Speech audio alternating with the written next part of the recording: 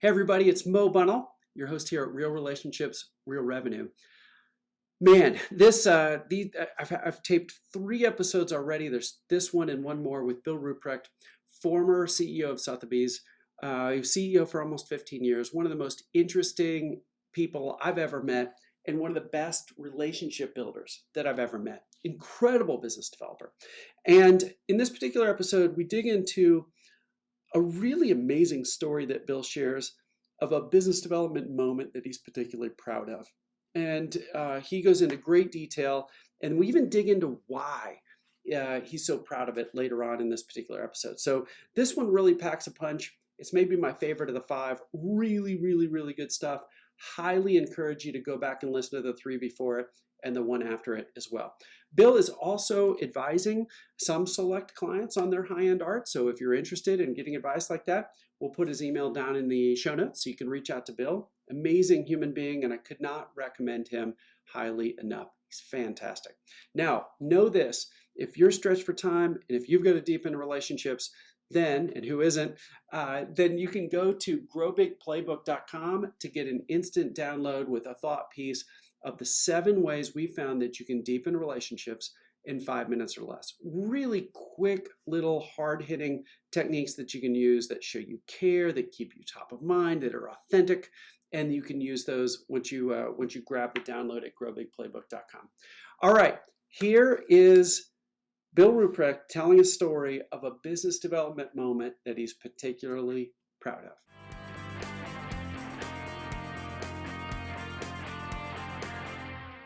Hey everybody, welcome back for another episode of Real Relationships, Real Revenue. You know I'm with Bill Ruprecht. If you haven't caught the prior 3 episodes with Bill, they are fantastic. Highly encourage you to go back, watch or listen, whatever platform you use, and go back and listen or watch those. Bill, here's the kickoff question for this episode. I want you to get personal. Tell our audience of a story, a business development, a growth story, whatever it is, that you're particularly proud of. Well, Mo, a business like Sotheby's is a transaction business. So there's thousands of transactions that I would have touched in one form or another. I guess relatively early in my career in the art auction business, I got a phone call from somebody or other who portrayed himself as a friend of the house. And he said, you should go see this lawyer in southern Florida. I said, well, what am I going to go do down there? I at this point, I'm like 28 or 30 years old. And he said, well, he's got $20 million worth of automobiles that he needs to sell because a guy down there got killed in a tragic accident, and family needs to sell these things. And I said, well, and I decided that I thought Sotheby should get into the old car business in the United States. It was in the old car business in Europe.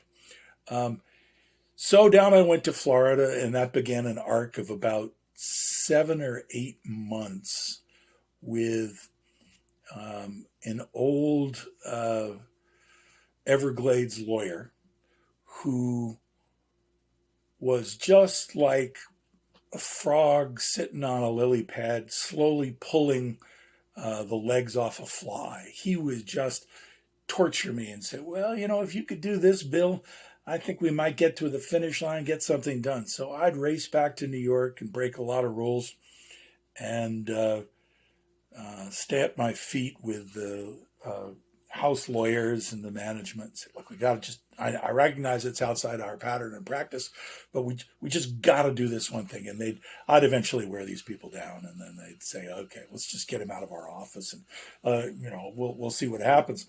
So, that happened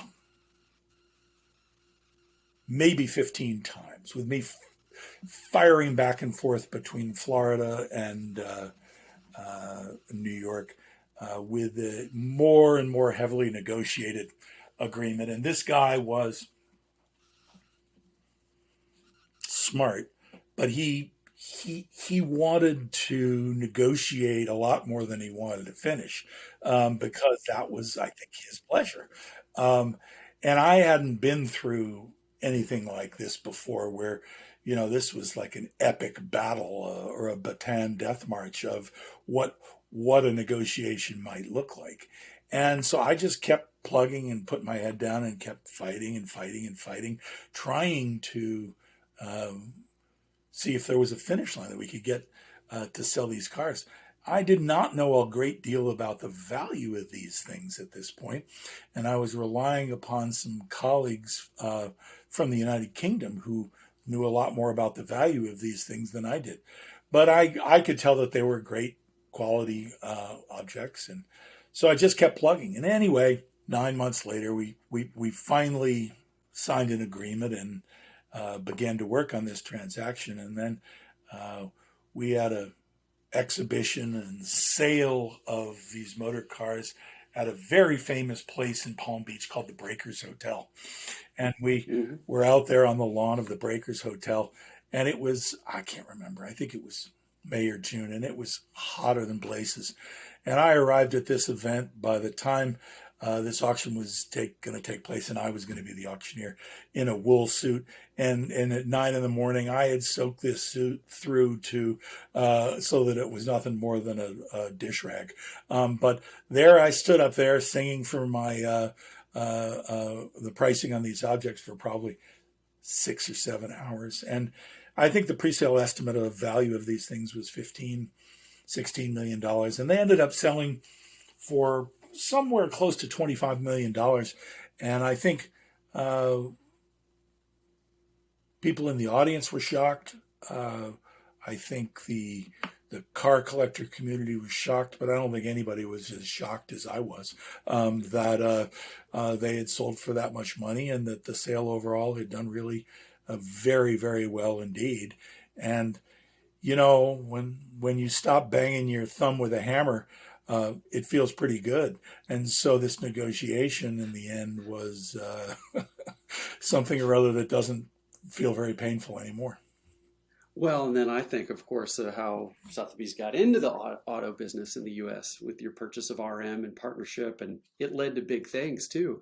But when you dig into that story and you think of your perseverance over that nearly a year, what is it about what you did that you were really, really deeply proud of? Is it the perseverance? Is it what is it? I think in most extended negotiations, um, you bring a very different knowledge set of what are the levers that are going to make this a successful transaction or event than the counterparty. They're often pulling at different issues and different they have different soft spots, and they have different Yep. um, points of leverage than you do, and they don't ever tell you what those are. They're just arriving from their life experience at this moment, and so very often you just got to keep them talking. You've just got to keep going, because Yeah. you any number of situations in anybody's career who's been an advocate or a salesman, you want to just sometimes grab somebody by the lapels and say, "What in the hell do you want?" And I don't recommend it, because I just don't think it's very effective. It puts people way back and makes them defensive, and they often don't know what they want, but they know that they're not satisfied yet with where they are in a discussion. And I think you need to understand very often that your counterparty doesn't often know what they want. They're not trying to necessarily hit a certain number or hit a certain margin or hit a certain edge. They're they're just not convinced they're at the right place yet. Yeah. Yeah, and I loved your words, keep going. And what's really neat about your story is not only did you obviously bring some amazing cars to market, but then to be able to achieve the financial results you got, which of course goes back and benefits the consigner. Like you really you kept going, you found a win, and you did it in a way that it sounds like, my guess is they were extremely pleased that they chose you, which is pretty cool. Well, you never know, Mo. Sometimes when you do an absolutely wonderful job, your counterparty is thrilled. Sometimes when you do a pedestrian job, your counterparty is thrilled. And sometimes when you do a great job, your counterparty is disappointed. And that all goes with the territory of being involved with trying to manage and deliver a outstanding result and maximizing value for your customer. But what at what level that is often something or other that neither you or your customer are sure where it's going to end up. Yeah, yeah. And I love that story. I thought it was great. I love the keep going, and I'm thinking of our all the listeners and watchers, the flights they're on, the battles they have externally and internally to get something done. That I hope they drew some inspiration for that. So, Bill, thanks for this one. Everybody, like, subscribe, follow, whatever platform you use. We've got one episode left with Bill. It's coming up next. Bill, thanks for being on the show. You bet.